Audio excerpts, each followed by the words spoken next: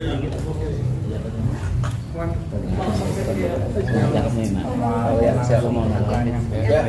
ya. Selamat sore semuanya teman-teman. Terima kasih untuk kehadirannya. Jadi sore hari ini memang kita mau merilis berkaitan dengan kasus yang dihadapi oleh klien kami, Bu Jessica Iskandar dan Pak Vincent. Sebagaimana dari proses laporan polisi yang ada di Polda Metro Jaya, termasuk gugatan yang masih menunggu putusan dari Pengadilan Negeri Jakarta Selatan melalui ekor pada tanggal 15. Nah, tetapi sebelum putusan perdata tersebut, pada tanggal 7 Maret kami sudah menerima SP2AP berkaitan dengan laporan polisi di Polda Metro Jaya terhadap terlapor CSB. Terlapor CSB telah ditetapkan sebagai seorang tersangka oleh Polda Metro Jaya. Ya. Jadi artinya terkait progres laporan tersebut, sebagaimana kami terus berkoordinasi dengan tim penyidik, kami menyerahkan alat bukti, kami menyerahkan menghadirkan saksi-saksi yang untuk diperiksa. Nah, di sini sudah diperoleh 2 alat bukti yang cukup yang bersandar pada 184 KUHP di situ, sebagaimana itu adalah kewenangan daripada penyidik juga. Penyidik meyakini melalui gelar perkara telah ditetapkan tersangka seorang terlapor CSB tersebut. Jadi demikian perkembangannya. Nanti selanjutnya akan melengkapi administrasi masalah penetapan tersangka tersebut. Oleh karena kami mendapatkan informasi juga bahwa CSB sampai saat ini pun belum menghadap kepada penyidik di Treskrimum Polda Metro Jaya. 2 alat buktinya apa, Bang? Itu nanti yang akan mungkin bisa ditanyakan ke Polda Metro ya. Karena kan di sini kembali lagi hak daripada kita dalam menerima surat pemberitahuan perkembangan hasil penyidikan, SP2HP itulah yang kita terima. Di mana SP2HP inilah di sini estapnya ya, surat ketetapan menetapkan tersangka seorang CSB tersebut. Pak Jedar, akhirnya setelah menunggu lama akhirnya CSB menjadi tersangka, mungkin gimana sih Kak? Rasa leganya yang pasti bersyukur dengan proses yang panjang ini bisa sampai di titik ini itu luar biasa banget. Terima kasih buat suami, buat tim pengacara juga, Bang Roland Lotu, dan juga yang pasti aku mau terima kasih buat di Treskrimum Polda Metro Jaya yang sudah membantu luar biasa atas penanganan kasus yang terjadi saat ini, dan lega akhirnya bisa membuktikan bahwa terlapor CSB saat ini sudah ditetapkan sebagai tersangka. Jadi ya ini adalah buah perjuangan kita semua menggapai keadilan, menegakkan hukum di Indonesia. Semoga kejadian kayak gini juga nggak terulang lagi. Mudah-mudahan ini bisa menjadi salah satu contoh buat orang yang mau berbuat jahat, jangan macem-macem, karena hukum di Indonesia itu akan tetap bisa ditegakkan seadil-adilnya. Nanti CSB akan dijemput secara paksa berarti.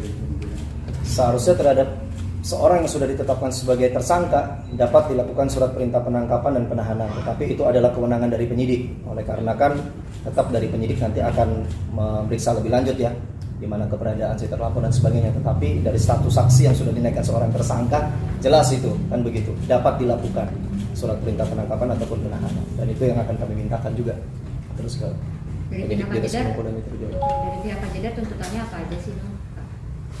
Kalau dari kita ya kembali lagi sesuai dengan bukti-bukti yang kita laporkan kemarin, ada sebagian berupa mobil, sebagian berupa uang kan begitu kan. Itu yang artinya kemarin kan kami lapor katanya dari pihak lawan mengatakan bahwa ini kerugian PT lah, ini segala macam kan begitu kan. Nah di sini kan kami tetap dari awal kami preskon pun kita ngomong bahwa kita akan bertanggung jawab terhadap laporan polisi ini. Cuman penanganan terhadap dugaan pasal 378 dan atau 372 KUHP berkaitan penipuan penggelapan, penanganan penyidikannya ini pasti berbeda dengan kayak contoh penganiayaan dan sebagainya. Harus memeriksa alat bukti. Di sini kan penyidik sudah profesional kan begitu. Sampai akhirnya di dalam gelar perkara yang dilakukan oleh Ditreskrimum Polda Metro Jaya dapat menetapkan terlapor CSB tersebut sebagai seorang tersangka. Ini kan bukan asal-asal kalau Ditreskrimum Polda Metro Jaya kan begitu. Pasti kan melalui prosedur hukum kan begitu. Tapi kan di pengadilan yang di court itu bahwasanya CSB sendiri meminta meminta uang sejumlah 50 itu gimana tanggapannya? Ya, itu nanti putusan yang akan melalui ekor tanggal 15 itu pasti nanti putusannya akan berbunyi apa, kita pasti akan preskonkan juga. Sebagaimana saya melihat juga tanggapan dari kuasa hukum dari CSB ya, mengatakan dia optimis lah, yakin, sah-sah saja menurut saya. Tetapi kalau dari kami tidak mau mendahului putusan hakim. biarlah prosedur hukum itu nanti yang berbicara. Seperti ini dari awal kami dibilang katanya laporan salah, pelapor ini itu. Tetapi di sini ya kembali lagi lah, bukti yang akan berbicara, prosedur yang akan berbicara. Begitupun dengan putusan nanti. We will see, kita sama-sama lihat nanti. Putusannya akan Makanya berbicara. kata lawan juga kan bakal jaminannya dua rumah gitu. Silakan. Ya, itu bebas. Orang mau mengajukan tuntutan berapapun, mereka mau mengajukan sikat jaminan konservatoire besla, itu adalah hal yang wajar, hal yang lumrah. Tetapi apakah dalil tersebut dapat dibuktikan? Kan kembali lagi, majelis hakim tentu akan bersandar pada alat-alat bukti yang sudah diatur oleh hukum formil. Demikian juga dengan laporan kami. Kalau Kak Vincent dan Kak Cita mungkin menanggapinya seperti apa? Dan Tetap terkait harus yang tetap. sedang ikut itu katanya Katanya namanya akan disita di jaksa dan di Bali katanya. Ya tangkapannya mau dibilang shock ya shock, maksudnya dengan bukti apa kayak gitu loh. Apalagi kan kita kan di sini kan nggak mau keluar-keluar yang tidak benar. Di sini kan kita juga ikutin prosedur, kita juga kalau ditanyakan bukti kita memberikan bukti, dan nanti kalau masalah keputusannya kita lihat nanti aja. Seoptimis apa sih Kak Jedar akhirnya uangnya bakal kembali? Ya dengan proses yang segini panjang, ya mudah-mudahan bisa memulihkan kerugian yang aku alami. Dan itu yang pertama ya.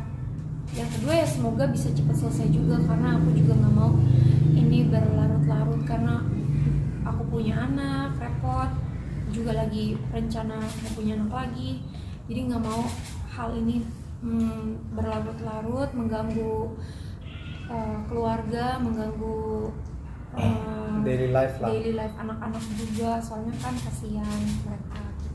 Berarti selain ingin mencoboskan CBS ke penjara, ingin kerugian yang dialami juga dapat ditanggung sama si CBS ini ya?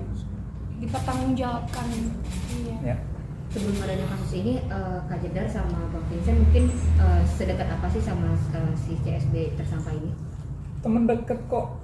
Saya kan dikenalin nama istri saya di Bali, terus ya nongkrong bareng, dan juga banyak mutual friends-nya, kita juga sering ketemu, Natalan aja bareng, kita senyum satu meja, bisa makan bareng kayak gitu. Jadi benar-benar nggak tersangka bahwa ini bisa terjadi gitu loh. Buat ya namanya juga musibah, mau gimana lagi ya kan, kita jalanin aja. Ya sejauh ini pihak ECS sudah membuka komunikasi nggak sih buat kepada kalian, atau mungkin kalian juga berusaha untuk menghubungi mereka gitu? Kalau untuk hubungin mereka nggak sama sekali. Dia sih beberapa kali ada menghubungi kami, tapi ya udah, maksudnya hubungin saya sama istri saya buat apa kalau bukan untuk kasus ini dan untuk perdamaian yang maksudnya yang bisa didamaikan, yang boleh dibilang damai. Saya sampai saat ini saya masih terbuka loh. Kalau dia mau damai dan dia bisa maksudnya ikutin syaratnya untuk sama-sama biar sama-sama enak, itu saya terbuka masih. Tapi dari pihak sebelah kan nggak ada Komunikasi sama sekali? nggak ada. Sampai sekarang pun udah di tersangka belum ada komunikasi juga ke sini. Nggak ada. Bagi yang kita tahu kan bahwasanya CSB ini kan tinggalnya di luar negeri saat ini.